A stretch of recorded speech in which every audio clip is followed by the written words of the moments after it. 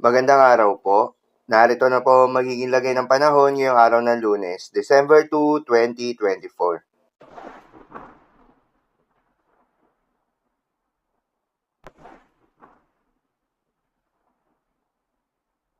Sa kasalukuyan at ayon sa pag-asa, shear line o yung salubungan ng malamig at mainit na hangin ang patuloy na nakakaapekto sa may southern Luzon.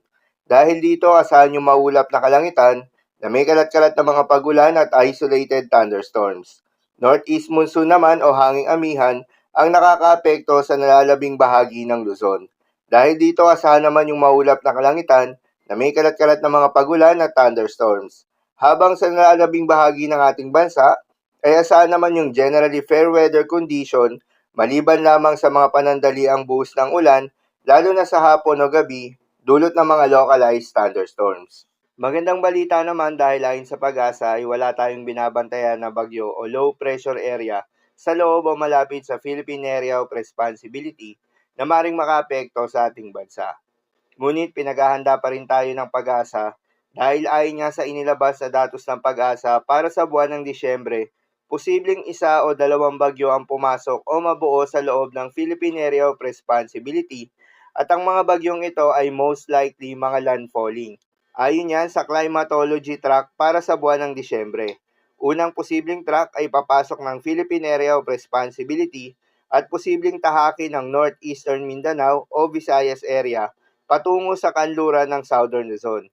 Ang ikalawang track naman ay tahaki nito ang Central Luzon patungo sa Northern Luzon, ngunit may posibilidad din naman na mag-recurve itong mga bagyo at manatiling malayo sa anumang bahagi ng ating kalupaan. Dahil nga sa epekto nitong shear line, asahan ngayong araw ng Lunes sa Metro Manila, Mimaropa, Calabarzon, Bicol Region, Eastern Visayas, Western Visayas, Isabela, Quirino, Aurora, Nueva Ecija at Bulacan ang maulap na kalangitan na may kalat-kalat na mga pagulan at isolated thunderstorms.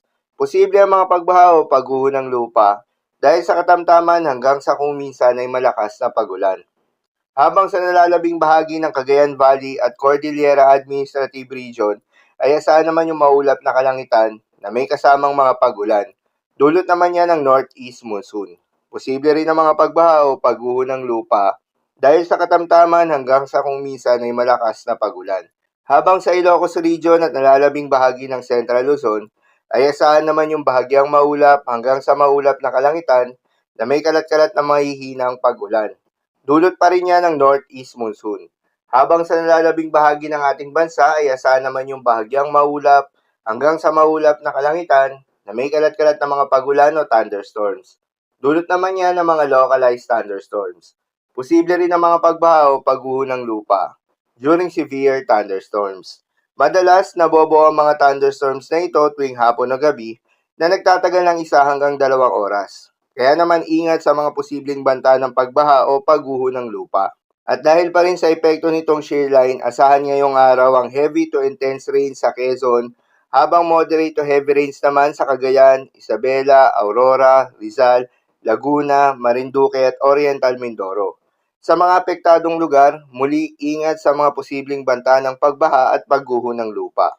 Para naman sa magiging lagay ng mga dagat baybayin, ayon sa pag-asa ay wala na tayong nakataas na gale warning sa anumang seaboards ng ating bansa.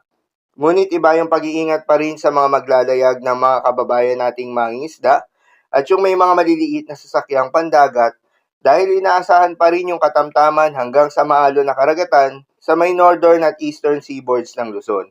Habang sa nalalabing seaboards ng ating bansa, ay asahan naman yung banayad hanggang sa katamtaman ng mga pag-alon.